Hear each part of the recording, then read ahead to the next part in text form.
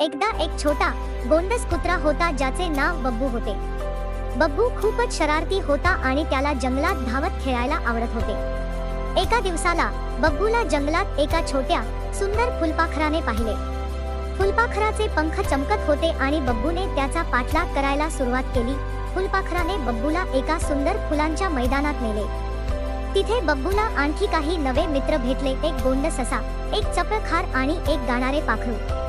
हे सर्व मित्र मिळून खेळायला आणि नाचायला लागले. अचानक आकाशात ढग जमा होऊ लागले आणि वारा जोराने वाहू लागला. बब्बूने धैर्य दाखवून आपल्या मित्रांना सुरक्षित स्थळी नेले.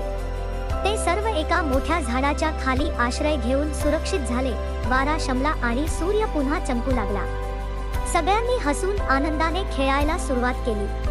त्या दिवसापासून बब्बू आणि त्याचे मित्र नेहमी एकमेकांची मदत करायचे आणि एकत्र खेळायचे.